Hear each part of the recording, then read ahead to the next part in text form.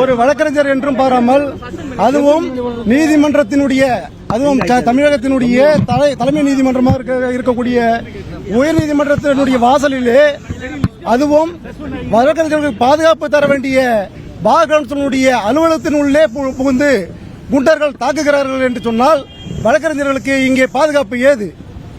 ஒவ்வொரு முறையும் நாங்கள் இங்கே உயர்நீதிமன்றத்தில் வழக்கறிஞர்கள் தமிழ்நாடு முழுக்க மட்டுமல்ல ஒட்டுமொத்த இந்தியாவுக்கும் வழக்கறிஞர்கள் பாதிக்கப்பட்டால் இங்கே குரல் கொடுத்துக் கொண்டிருக்கின்றோம்.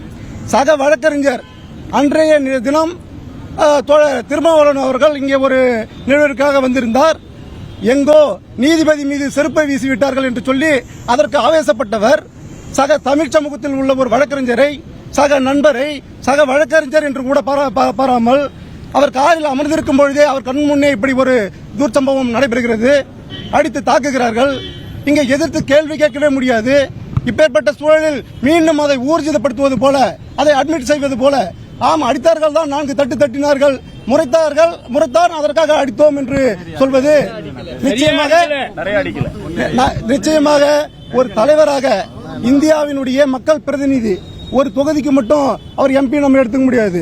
ஒரு பாராளுமன்ற உறுப்பினராக இருக்கக்கூடியவங்க இந்தியாவினுடைய அனைத்து மக்களுக்கும் ஒரு பிரதிநிதியாக செயல்படக்கூடியவங்க இன்று இப்படி ஒரு கீழ்த்தரமா ஒரு பேச்சை பேசுவது ஒரு வன்முறையை தூண்டும் விதத்தில் பேசுவது என்பது பாட்டாளி மக்கள் கட்சியை சார்ந்த எங்களுக்கு ஒரு சக அரசியல் கட்சி தலைவர் என்ற முறையில் மிகுந்த வருத்தத்தை தருகிறது. வழக்கறிஞர்கள் சமூக நீதி பேரவையினுடைய சார்பாக எங்களுடைய வருத்தம் மட்டுமல்ல இப்படி ஒரு தலைவர்கள் பேசக்கூடாது என்ற நேரத்திலும் என்று எங்களுடைய கண்டனத்தையும் இந்த நேரத்திலே பதிவு செய்து கொள்கிறோம். ஒழுங்கு நடவடிக்கை பார் கவுன்சில் எடுத்ததாக அதையே திருப்பி சொல்லிக் கொண்டிருக்கிறார்கள்.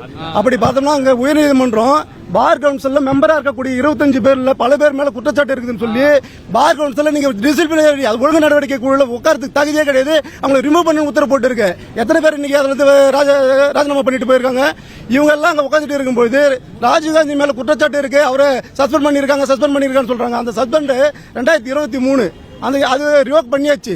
இப்ப அவர் ஒரு வழக்கறிஞரா இருக்கிறவங்க எங்க வழக்கறிஞர் கூட வாங்க மனிதாபிமான அடிப்படையில் சக மனுஷன் ஒரு தமிழன் இங்க வந்து இப்போ ஒரு 10 பேர் சேர்ந்து அடிச்சா யாராவது ரோட்ல போறவங்க கேட்பாங்களா கேட்க மாட்டாங்களா?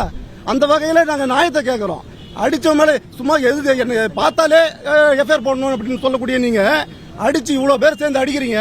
இன்ன வரைக்கும் அந்த புகார் மீது ஒரு நடவடிக்கை கூட எடுக்கலன்னா இது என்ன? இது தமிழ்நாட்டு தான். இது இங்க வந்து நியாயத்தை பேசக்கூடிய மக்கள் வந்து குறைஞ்சு போயிட மாட்டாங்களா? இது போல இருக்கும் பொழுது எதிர்த்து கேள்வியே கேட்கக்கூடாது. முறைச்சாலே அடிப்பா அப்படின்னா அப்புறம் என்ன சார் பண்ணுவாங்க?